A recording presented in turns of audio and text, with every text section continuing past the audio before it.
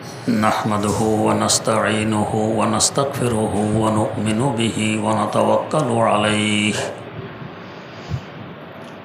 ونعوذ بالله من شرور أنفسنا ومن سيئات أعمالنا من يهده الله فلا مضل له ومن يضلله فلا هادي له ونشهد أن لا إله إلا الله وحده لا شريك له ونشهد أن سيدنا ونبينا ومولانا محمدا عبده ورسوله أرسله بالحق بشيرا ونذيرا وداعيا إلى الله بإذنه وسراجا منيرا صلى الله تعالى عليه وعلى آله وأصحابه وسلم تسليما كثيرا كثيرا أما بعد فأعوذ بالله من الشيطان الرجيم بسم الله الرحمن الرحيم وإما تعرضن عنهم ابتغاء رحمة من ربك ترجوها فقل لهم قولا ميسورا ولا تجعل يدك مغلولة إلى عنقك ولا تبسطها كل البسط فتقعد ملوما محسورا إن ربك يبسط الرزق لمن يشاء ويقدر إنه كان بعباده خبيرا بصيرا ولا تقتلوا أولادكم خشية إملاق نحن نرزقهم وإياكم إن قتلهم كان خطأ كبيرا ولا تقربوا الزنا إنه كان فاحشة وساء سبيلا ولا تقتلوا النفس التي حرم الله إلا بالحق ومن قتل مظلوما فقد جعلنا لوليه سلطانا فلا يسرف في القتل إنه كان منصورا صدق الله مولانا العظيم সূরা ইসরার 28 নম্বর আয়াত থেকে তেলাওয়াত করা হয়েছে। এর আগের আয়াতগুলোতে গরিব মিসকিন ও নিকটতমদের হক আদায় করার আদেশ ছিল।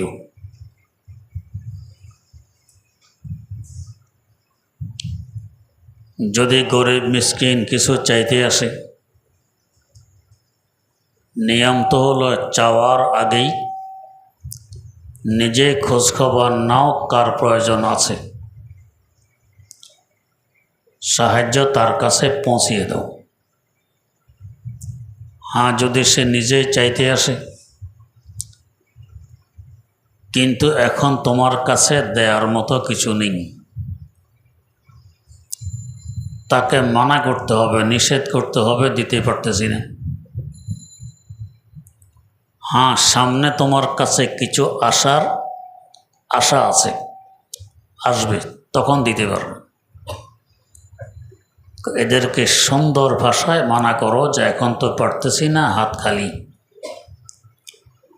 সামনে আশা আছে, কিছু আসবে, তখন ইনশাআল্লাহ তোমার সহযোগিতা করব।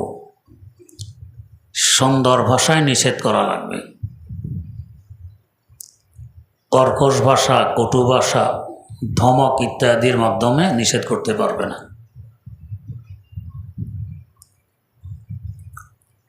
আবার একেবারে হাত যেন ঘাড়ের সাথে বেঁধে রাখবে, কখনো কোনো দান দক্ষিণা করবে না, সদাকা খায়রাত করবে না, এমন যেন না হয়। দান করতে গিয়ে আবার এমনও না করা চাই যা আছে সব দিয়ে ফেলেছ, বা তাকুদা মালুমা মাহসুরা। এখন তিরস্কৃত রিক্ত হস্তে বসে আছো, নিজের সমস্যা না, এটাও ঠিক নয়। মানে মধ্যম পন্থা অবলম্বন করা লাগবে। আজকে তুমি কটু ভাষা একজনকে নিষেধ করে দিয়েছো, কালকে যদি তোমার এই অবস্থা হয়, তোমার সাথে আরেকজন এমন ভাষা ব্যবহার করে, তখন তোমার কাছে কেমন লাগবে? রিজিক বেশি দেয়া কম দেয়া সব চাবিকাঠি আল্লাহ রাব্বুল আলামিনের হাতে। ইন্না রব্বাকা ইয়াবসুতু রিজকা লিমান ইয়াশাউ ওয়া ইয়াকদির। আল্লাহ পাক যাকে চান তাকে রিজিক বাড়াইয়ে দেন, যাকে চান তাকে কমিয়ে দেন। ইন্নাহু কানা বিইবাদিহি খাবীরাম বাসীরা। কেন বাড়ান, কেন কমান? আল্লাহ রাব্বুল আলামিন তার বান্দাদের সম্পর্কে সব কিছু দেখেন, সব কিছু বোঝেন, জানেন। কাকে বাড়াইতে হবে, কাকে কমাইতে হবে উনি ভালো জানেন, এটা আমরা বুঝব না। গরিব মিসকিন কিছু চাইতে আসলে অনেকে আছে ধমক দিয়ে তাড়াইয়ে দেয়। কালকে যে আমার এই অবস্থা হবে না কি বিশ্বাস? তখন আমাকে আরেকজন ধমক দিয়ে তাড়িয়ে দিলে আমার কাছে কেমন লাগবে? তাই মিষ্টি ভাষায়, সুন্দর ভাষায় দিতে না পারলে ফিরিয়ে দিবে। কর্কশ ভাষা, ধমক, কটু ভাষা ব্যবহার করা যাবে না। আমাদের এক মুরব্বী, আমি একজন বড় অফিসারের সামনে বসা, ছোট একটা বাচ্চা অফিসে ঢুকে তার কাছে কিছু চাইল, এমন জোরে এক ধমক দিল, এখানে তুমি আসলে কিভাবে? ছোট বেচারা ধমকে কাঁপা আরম্ভ করছে। আমি তাকে আবার ডেকে নিয়ে আসলাম। 1972 সনের কথা। ডেকে নিয়ে আসে একটা 500 টাকা তার হাতে তুলে দিলাম। অফিসারের পিএস আমাকে বলতেছে, স্যার মনে হয় ভুল করতেছেন, এটা তো 500 টাকার নোট। বললাম, না, ভুল তো করিনি, সব ইচ্ছাই নোট তাকে দিয়েছি। এখন সুযোগ পেয়েছি কথা বলার। বললাম যে এই ছেলেটা পেটের দায় এখানে এসেছে, তোমার স্যার যদি দিতে না পারে সুন্দর ভাষায় তাকে ফিরিতে পারত, ধমক দেওয়ার অধিকার তো তা ছিল না। দ্বিতীয়ত এই ছেলে তো অবুঝে, যদি বুঝতো যে অফিসে অনুমতি ছাড়া আসা যায় না, সে কি সাহস পেত আসার? ধমক দিল কেন? তোমার স্যারকে শিক্ষা দেওয়ার জন্যই তোমার স্যারের সামনে তাকে 500 টাকা দিলেন। আল্লাহ রাব্বুল আলামিন এই লোককে কোটি কোটি টাকার মালিক বানায় দিয়েছেন। ধানমন্ডি 10 কাঠার উপরে 2টি বাড়ি, চিটাঙ্গে বাড়ি, কুমিল্লা বাড়ি, 100টি ট্রাকের মালিক। তখন এরকম ছিল না। তো গরিবদের উপর সদয় হলে আল্লাহ রাব্বুল আলামিন নিজের দাতার উপর সদয় হন। বা খালকে করম কঞ্চ খোদা বা তো করম কার। আল্লাহ পাক আমার উপরে মেহরবানি করতেছেন কি পরিমাণ। রাত দিন 24 ঘন্টা বলতে গেলে নাফরমানের মধ্যে ডুবে আছে, এরপরও আমার রিজিক তিনি একেবারে বন্ধ করেননি। যদি আমার অপরাধগুলো তিনি প্রত্যেক দিন ধরতেন, অ্যাকশনে যেতেন, এক ফোঁটা পানি পাওয়ার উপযুক্ততা আমার মধ্যে আছে নাই। তো আল্লাহ রাব্বুল আলামিন যেভাবে মেহরবানি করতেছেন, বান্দা তুমিও এভাবে আরেকজনের উপরে মেহরবানি করো, আল্লাহ পাক তোমার উপর মেহরবানি আরও বাড়িয়ে দিবেন। যার এই প্রমাণ এই মুরব্বী মেহরবানি করেছেন গরিব মিসকিনের উপর, আল্লাহ পাক তাকে এই পরিমাণ বাড়িয়ে দিয়েছেন। তো ইম্মা তুরিদান্না আনহুম, যদি এদেরকে বারণই করতে হয়, কিছু দিতে না পারো, ইবতিগা রাহমাতিন মির রাব্বিকা তারজুহা, আল্লাহর রহমতে তোমার কাছে কিছু আশার তোমার আশা আছে, সামনে দিবে। তাই ফাকুল্লাহুম কাউলাম মাইসুরা, তাদেরকে নরম ভাষায়, সুন্দর ভাষায়, সহজ ভাষায় বুঝিয়ে দাও, আজকে পারলাম না, সামনে ইনশাআল্লাহ কিছু আশার আছে, আসলে চেষ্টা করব তোমাকে সহযোগিতা করতে। এটা হলো নিয়ম। ধমকদের অধিকার আমার নেই। আমি যে আল্লাহ রাব্বুল আলামিনের মুখাপেক্ষী অহরহ, আমার নাফরমানিকে সামনে এসে তিনি যদি আমাকে এভাবে ধমক দিয়ে দেন, আমার অবস্থা কী হবে? তো নিজের দিকে তাকে যে অন্যের উপরে সদয় হতে হয়, তবে আল্লাহ পাক তার উপর সদয় হয়। হাদিস শরীফে আছে, ইরহামু মানফিল আরদ ইয়ারহামকুম মানফিস সামা, জমিনওয়ালার উপর দয়া করো, আকাশওয়ালা তোমার উপর দয়া করবেন।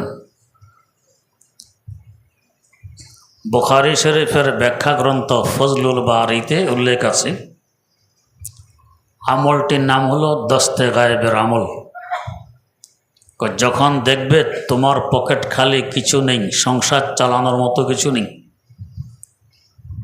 দুই এক পয়সা, দুই এক টাকা যদি থাকে, এটাও আল্লাহ রাস্তায় দান করে দাও।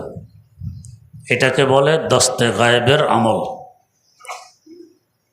এক তো হলো সওয়াব পাবে, দ্বিতীয়ত তোমার সংসার চালানোর ব্যবস্থা কুদরতিভাবে হয়ে যাবে। তবে সংসার চালানোর নিয়তে দান করব না, দুই চার টাকা যা দান করব তো সওয়াবের নিয়তে। সওয়াব আসবে প্রাসঙ্গিকভাবে, ওই কাজটা হয়ে যাবে। আর ওই কাজের নিয়তে করলে ওই কাজ হবে, সওয়াব নাও পেতে পারি। ওয়ালা তাজআল ইয়াদাকা মাগলুলাতান ইলা উনুকিক, হাত গর্দানের সাথে বেঁধে রাখলে কিছু দেয়ার তো সুযোগ নেই, হাতটা গর্দানের সাথে বাঁধা, গাড়ির সাথে। এইভাবে বেঁধে রাখবে না, একবারে দান দক্ষিণা করব না এমন যাতে না হয়। হাত খোলা রাখো। হাত খোলা রাখলে আল্লাহ পাক আরও খোলার তৌফিক দেন, দেয়ার বরকতে। দান করা একটা বরকত আছে, তার বৈশিষ্ট্য হইল দান করলে দান করার তৌফিক আরও বেড়ে যায়। তার মানে আমার কাছে সম্পদ আরও বেশি আসে, তবেই তো দান বেশি করতে পারবো। এভাবে হাতকে ঘাড়ের সাথে বেঁধে রাখবে না যে কিছুই দান করবে না, একেবারেই মুঠ বন্ধ করে রাখবে, এমন যাতে না হয়।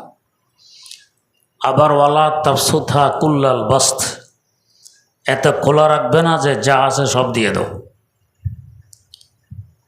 প্রশ্ন, সাহাবায়ে কেরাম রাদিয়াল্লাহু তাআলা আনহুমের মধ্যে হযরতে আম্বিয়ায়ে কেরাম আলাইহিমুস সালাতু ওয়াস সালামের মধ্যে তো এমন স্বভাব ছিল, তারা সব দিয়ে দিতেন। সাইয়্যিদানা হযরত ঈসা আলা নবিয়িনা ওয়া আলাইহিস সালাতু ওয়াস সালাম জীবনে কখনো গর্ব বাঁধেননি যে এখানে থাকব, কারণ তার তো দৃঢ় বিশ্বাস যে আমি এই মুহূর্তে মারা যেতে পারি, তো ঘর বাঁধলে কী লাভ হবে, ঘর বাঁধতেন না। সফর করতেছেন, তো সফরে খাওয়ার জন্য 2টি রুটি ব্যাগে রাখলেন। এক বেটা এসে, হুজুর আমি আপনার খাদেম হিসাবে আপনার সফর সঙ্গী হতে চাই। ঠিক আছে, হোক। কিছু মানুষ আছে এরকম, সফর সঙ্গী হতে চায়। আমাদের এলাকার প্রসিদ্ধতম আলেম ছিলেন আল্লামা মুস্তাফা আল হুসাইনি রাহেমাহুল্লাহ। উনি বললেন যে একদিন এক বেটা এসে বলতেছে, হুজুর আমি আপনার সাথে সফর সঙ্গী হতে চাই। জিজ্ঞেস করলাম কেন? বলল, হুজুর আমি গরিব মানুষ, মাছ গোশত খেতে পাই না।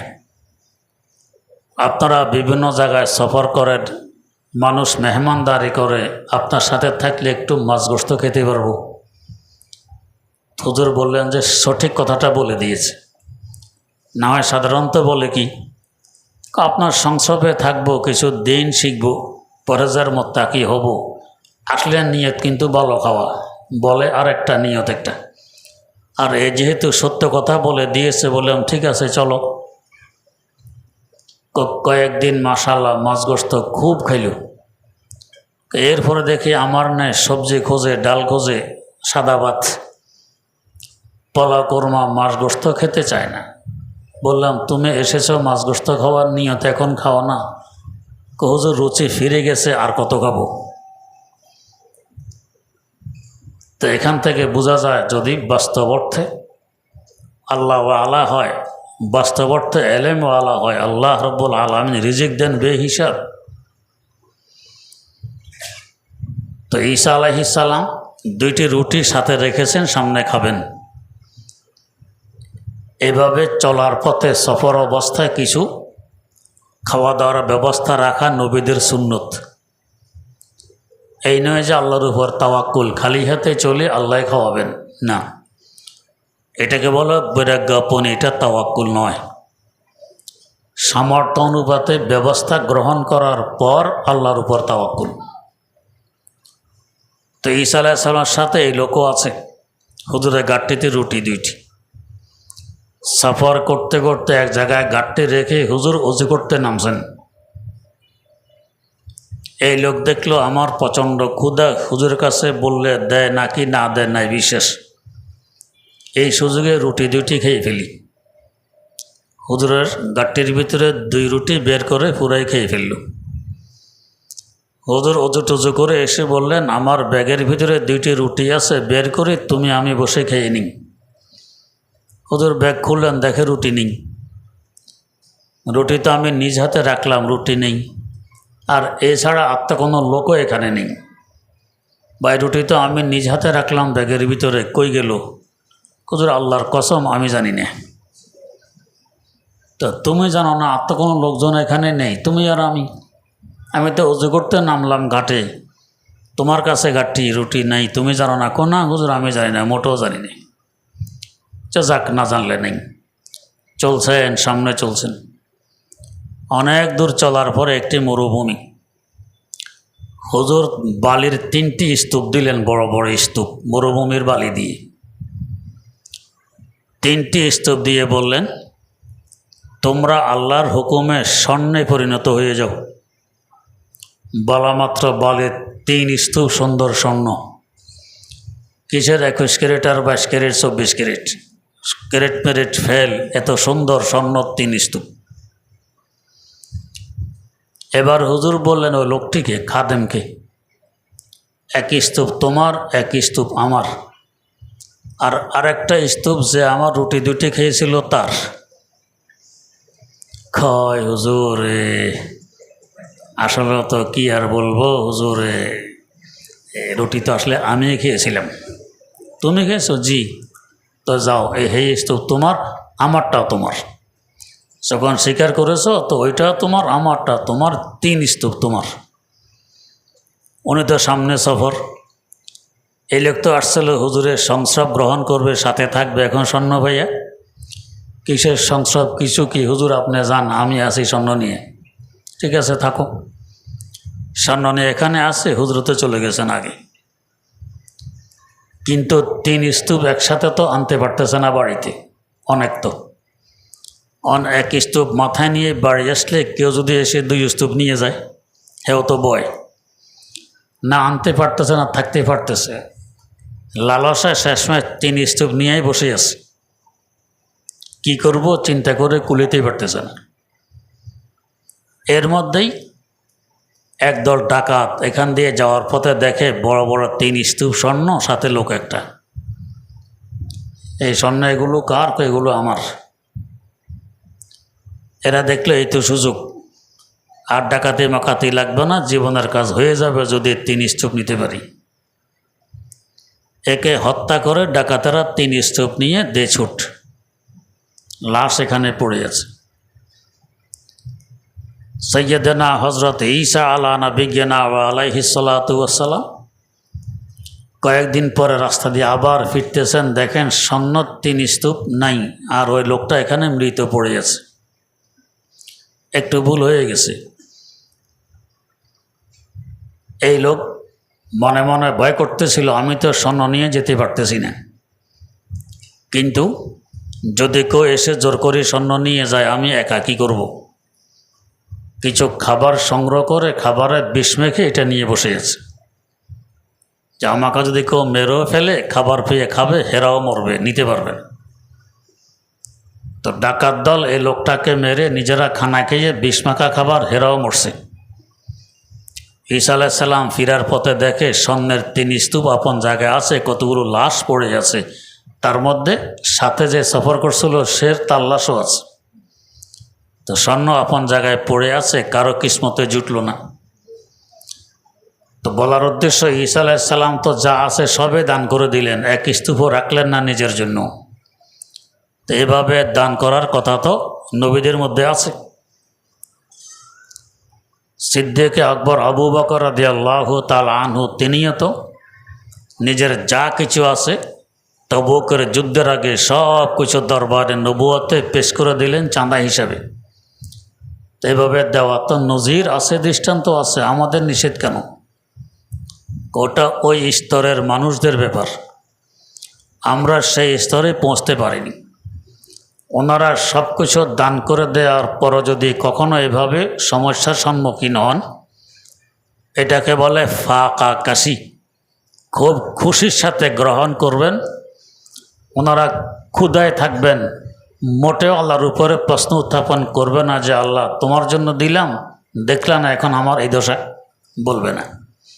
তো ওদের জন্য তো ঠিক আছে, আমাদের জন্য ঠিক নয়। আর এই আয়াতটির শানের নজুল হিসাবে একটি ঘটনা বিভিন্ন তাফসির গ্রন্থে উল্লেখ আছে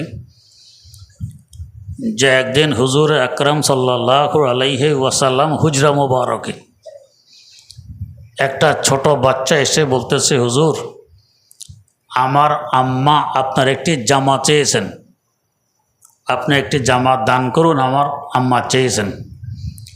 তো হুজুর বললেন, আমার হাতে তো এখন জামা নেই, আসলে ঠিক আছে নিয়ে যেও। ছেলে ফিরে গেলে তার মা আবার পাঠাইল, না যাও এখন একটি জামা নিয়ে আসো, বলো আপনার গায়ে তো জামা একটি আছে, হেঁটেই দেন। আরবের লোকেরা সোজা সাজা হয়, এখনও সোজা সাজা, আগের যুগে তো আরও সোজা ছিল। কি পরিমাণ সোজা! দরবারে নবুয়তে এসে জিজ্ঞেস করতো, মানিল মোহাম্মদকে? মোহাম্মদ ইনি? কয় না, কারণ মোহাম্মদ তো নবী, দু জাহানের বাদশা, কি ঠাটবাটে থাকবে স্বর্ণের চেয়ারে? এ দেখি সবার সাথে মিলেজুলে বসে আছে, কি এই মোহাম্মদ? কত সোজা সাজা, চিন্তা করুন, এত সোজা। তো এখন ওই মহিলা আরবের মানুষ সোজা, আপনার গায়ে যেটা আছে হেঁটাই দিতে বলো। ছেলে ফিরে এসে বলতেছে, আমার আম্মা বলছেন আপনার গায়ে যে জামা আছে হেঁটাই দিয়ে দেন। তো রাসূল আকরাম সাল্লাল্লাহু আলাইহি ওয়াসাল্লাম থেকে নরম দিলওয়ালা আর কে আছে? হুজুর গায়ের জামাটি খুলে তাকে দিয়ে দিলেন। আর একটি জামা নেই, নামাজের সময় হয়ে গেছে, কিন্তু হুজুর যে আসবেন মসজিদে, জামা তো নেই, খালি গায়ে। আনিজি ভাব, আসতে পারতেছেন না। সাহাবায়ে কেরাম খোঁজ নিয়ে দেখেন হুজুর খালি গায়ে বসে আছেন, কোনো জামা কাপড় নেই। এই অবস্থায় আয়াতটি নাজিল হয় যে এইভাবে দান করাও ঠিক নয়, যে এখন খালি গায়ে মসজিদে যেতে পারতেছেন না, যা জামা আছে এটাও দিয়ে দিলেন, এটাও ঠিক নয়। তবে তাফসিরে রুহুল বায়ানে লেখে ঘটনাটি সত্য হতে পারে, তবে এটা তো মদিনার ঘটনা, আর আয়াতটি হলো মক্কি। এই হিসাবে আয়াতের সাথে ঘটনা মিল খায় না, অন্য কোনো ঘটনা হইতে পারে, ওই ঘটনা এই আয়াতের শানের নজুল হিসাবে এটা মিলে না, খাপ খায় না। তো যাই হোক, নবীদের ব্যাপারও এমন ঘটনা আছে, ওনারা সব দান করে দেন। সাহাবীদের ব্যাপারও আছে, ওলিদের ব্যাপারও আছে।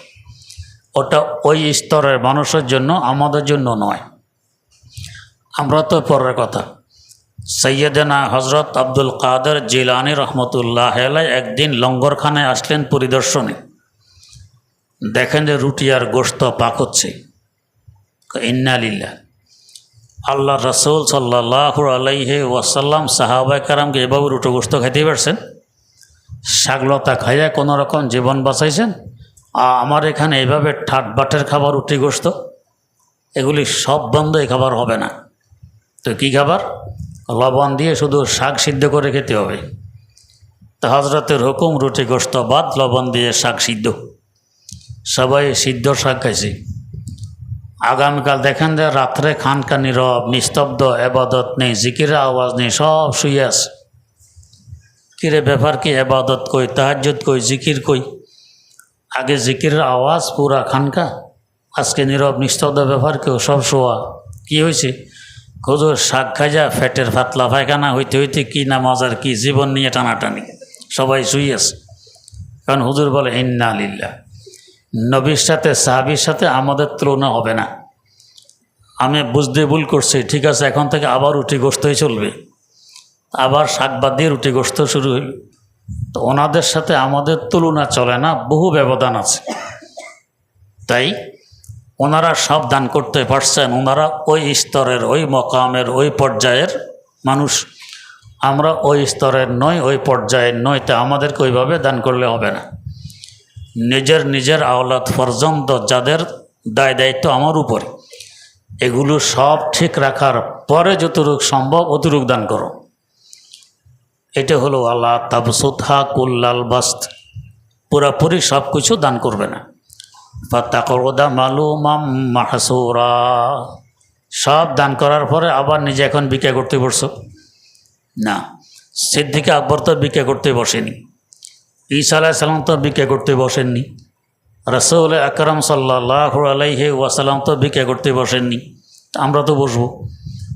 আমরা তো সহ্য করতে পারবো না। তাই এই হুকুম আমাদের জন্য নয়, ওই স্তরে যারা আছে হেরা পারবে সব দান করতে, আমরা সব নয়। আমাদের হলো মধ্যম পন্থা অবলম্বন করা, এটা আদেশ।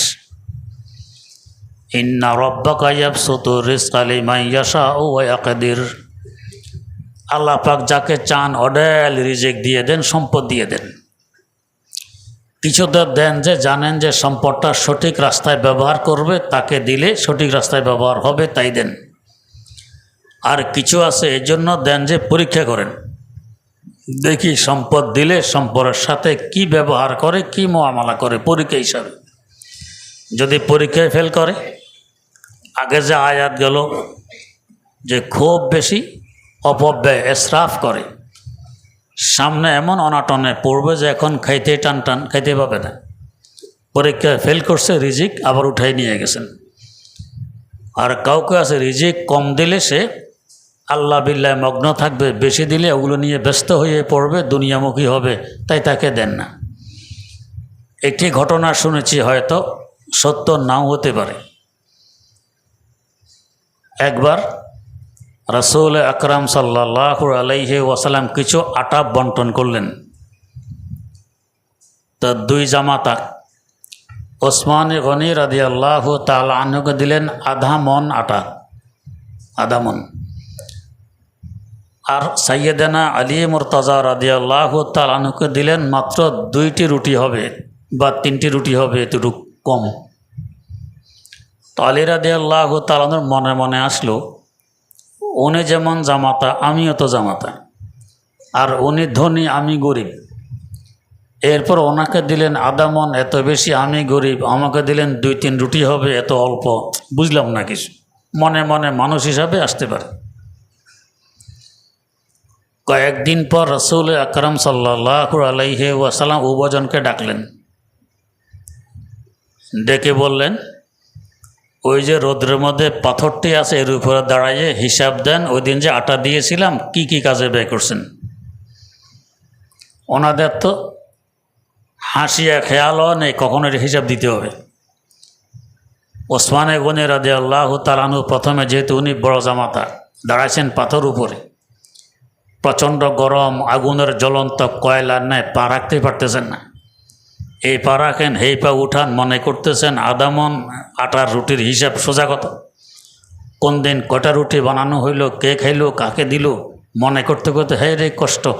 আলী রাদিয়াল্লাহু তাআলা আনহু দেখতেছেন এই অবস্থা হইতেছে।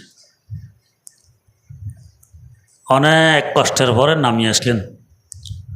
হযরতে আলী উঠিয়ে বলেন, রুটি হয়েছিল 3টা, একটা খাইছি আমি, একটা ভাত আমি, একটা দান করে দিছি, চলে আসছেন নামে। কত সহজ। এখন বুঝলেন যে আসলে তো দয়া করছেন আমার উপরে। ওসমানের কি কষ্ট হইল। তা সম্পদ বেশি দিলে হিসাব আল্লাহ পাকের কাছে হাসর মাঠে গরমের সময় দিতে হবে না? হবে তো। কম দিলে বড় সহজ, হিসাব নিকাশ কম, আর বেশি দিলে এই হিসাব দিতে দিতে অবস্থা খারাপ। তো আল্লাহ রাব্বুল আলামিন বোঝেন কাকে কম দিলে ভালো হবে, কাকে বেশি দিলে ভালো হবে। তো ইনি কম উনি বেশি। কয়েকদিন আগে দারুল করাচিতে একজন ওস্তাদ এখানে এসেছিলেন, উনি বর্ণনা করছেন দারুল দেওবন্দের এক ওস্তাদের ঘটনা। ওস্তাদ কোথাও যাওয়া জরুরি, কিন্তু হাতে পয়সা নেই। তো আরেকজন ওস্তাদকে বললেন, হুজুর আমার অমুকখানে যেতে হবে আর্জেন্ট, পয়সা নেই, আপনি যদি কিছু পয়সা ধার দিতেন। ঠিক আছে, কোনো ছাত্র পাঠিয়ে দেন, আমি পয়সা দিয়ে দিতেছি। হুজুর গিয়ে একজন ছাত্রকে বলল, তাড়াতাড়ি যাও, অমুক হুজুর কিছু পয়সা দিবেন, পয়সাগুলো তাড়াতাড়ি নিয়ে আসো। ছাত্র এসে দুয়ারে কলিং বেল, আর হুজুর দাঁড়াইছেন নামাজে। কারণ এখনই ছাত্র আসবো, হুজুর তার গায়েব জানেন না। একবার দুইবার কলিং বেল, তিনবার। হুজুর নামাজ শেষ করে আসছেন, কিন্তু ছাত্র তো দৌড়াদৌড়ি, হুজুরে আগে বলে দিয়েছেন তাড়াতাড়ি নিয়ে আসবে। দোয়ার না খোলাতে আবার দৌড়িয়ে গেছে ফিরে, যে হুজুরে পাঠিয়েছেন তার কাছে গিয়ে, হুজুর কই কলিং বেল, কয়েকবার দিলাম, কোনো খোঁজখবর তো নেই। কত আবার যাও। আর উনি তো নামাজ শেষ করে দুয়ার খুলে দেখেন কেউ নেই। ফিরে গিয়ে আবার নামাজের নিয়ত, এ তো আবার আসছে দৌড়ে, আবার কলিং বেল, হুজুর তো নামাজে। একবার দুইবার তিনবার খবর নেই, আবার দৌড়িয়ে আসছে, এসে বলতেছে হুজুর কলিং বেল দিতে দিতে অস্থির, কই হুজুর তো নেই, কোনো খোঁজখবরও নেই। আর হুজুর নামাজ শেষ করে এসে দেখে কেউ নেই। কি পেরেশানি বলেন, এদিকে এই হুজুর পেরেশান, এদিকে এই হুজুর পেরেশান, মধ্যেখানে ছাত্র পেরেশান, বারবার দৌড়ে আসে আবার দৌড়ে যায়। হুজুর বললেন আবার যাও। এখন এসে কলিং বেল একটা দিল, দেওয়ার পরেই হুজুরের নামাজ ছেড়ে দিয়েই দৌড়িয়ে আসছেন। এসে দেখে যে ছোট বাচ্চা একটা এইভাবে কলিং বেল 2 থাপ্পড় লাগাইছে, যে কলিং বেল দাও, আসলে তুমি নাই, যাও কই। বেচারা গড়াগড়ি খাইয়া খালি হাতে আবার ফিরে আসছে। হুজুর কি পয়সা দেবে, উল্টা আমারে 2-3 থাপ্পড়, আমাকে থাপ্পড় দিয়ে মাটিতে ফেলে দিছে। কয় না হুজুর তো এরকম করার কথা নয়। কি ঘটল, ব্যাপার কি? এরপরে যাইয়া ছাত্রকে ডেকে আর ওই হুজুরকে ডেকে, যে হুজুর ঘটনা কি, বুঝলাম না কিছু। তো ছাত্রকে ডেকে এখন বলতেছে ঘটনাটা বলো তো কী হয়েছে আসলে। তো ছাত্র হুঁশিয়ারকে, হুজুর সংক্ষেপে বলবো না বিস্তারিত? আমার সময় কম, সফরে যেতে হবে, সংক্ষেপেই বলো। ওই যেরকম কিছু মানুষ আছে আলেম ওলামা দেখলে প্রশ্ন করে, প্রশ্ন কিন্তু জানার জন্য নয়, প্রশ্ন আটকানোর জন্য প্রশ্ন। তো এক বেটা এরকম প্রসিদ্ধ আলেম দেখলে প্রশ্ন করে। তো একজন তালেবুল আলেম দেখে প্রশ্ন, মনে করছে আলেম মানুষ, আসলে এখনও তালেবুল আলেম। হুজুর একটা মাসালা, কই কি? আমাদের কূপে একটি ইঁদুর পড়ছে, এখন কূপের পানির হুকুম কি? তো ছেলে তো জানে যে এই বেটা শুধু প্রশ্ন করে, আসলে ইঁদুর মিঁদুর কিছু পড়েনি, আটকানোর জন্য। চাচা মিয়া, সঠিক উত্তর পেতে হলে আমাকে কিছু তথ্য সরবরাহ করতে হবে। কী তথ্য বলেন, করি সরবরাহ? তথ্য হইল ইঁদুর কূপে পড়ার 2 সুরত, 2 অবস্থা, হয়তো নিজে পড়ছে অথবা কেউ ফেলছে, 2 সুরত। আর নিজে পড়ার আবার 2 সুরত, যদি নিজে পড়ে এটারও 2 সুরত, হয়তো ইচ্ছা করে লাভ দিয়ে পড়ছে অথবা যাওয়ার পথে বেখেয়ালে পড়ে গেছে। পড়ার পরে আবার 2 সুরত, হয়তো এখনও জীবিত আছে অথবা মারা গেছে। জীবিত থাকলে আবার 2 সুরত, হয়তো সাঁতার কাটতেছে অথবা নিস্তেজ হয়ে গেছে। আর যদি মারা গিয়ে থাকে হেটারও 2 সুরত, হয়তো ডুবে গেছে অথবা এখনও ভাসতেছে। যদি ভাসে হেটার আবার 2 সুরত, হয়তো উপর হইয়া ভাসে কিংবা চিত হইয়া ভাসে, পা উপরের দিকে। আর যদি ডুবে যায় হেটারও 2 সুরত, হয়তো ফুলে গেছে অথবা এখনও ফুলেনি।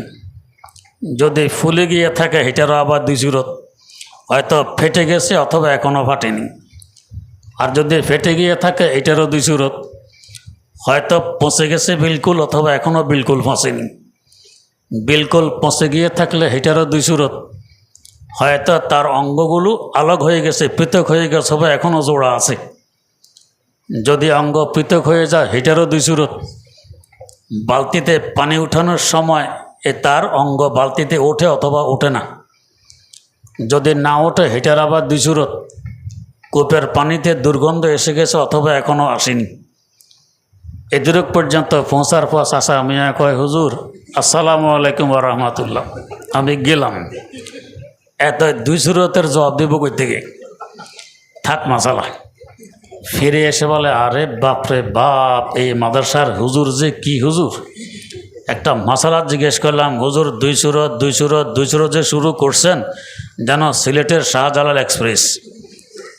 যদি আরও কিছুক্ষণ থাকতাম কয় 1002 সুরত বের করতো, আল্লাহ জানে, জান বাঁচাইয়া আসছি। আল্লাহ, কিসের জন্য বললাম এই কথা? হ্যাঁ, ওই ছাত্র, ওই সংক্ষেপে বলবো না বিস্তারিত, আমার তাড়াহুড়া, সংক্ষেপেই বলো। আমি গিয়ে কলিং বেল দিলাম, হুজুর এসে 2 থাপ্পড় আমাকে চিৎ করে ফেলে দিয়েছে, শেষ। এখন এই হুজুর তো আশ্চর্য, এই হুজুর তো থাপ্পড় দেওয়ার মানুষ না, কি রাষ্ট্র কলিং বেল দিল, 2 থাপ্পড় ফেলে দিল, ব্যাপার কি? এরপরে হুজুরকে, হুজুর ঘটনা কি বুঝলাম তো না।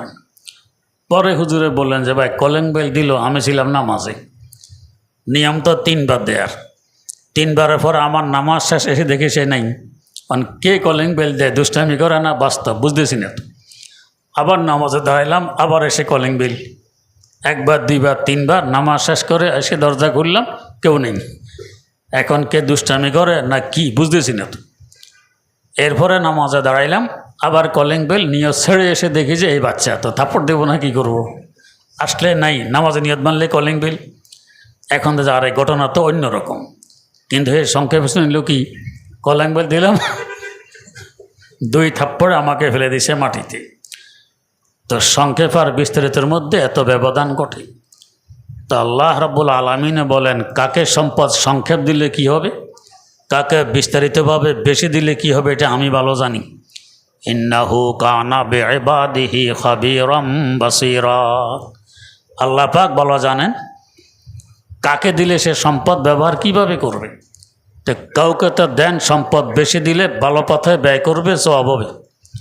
আর কাউকে দেন পরীক্ষামূলক, যে দেখি কি করে, উল্টাপাল্টা ব্যয় করলে তার থেকে আবার সম্পদ নিয়ে নেই, পথের ফকির বানাই দিই।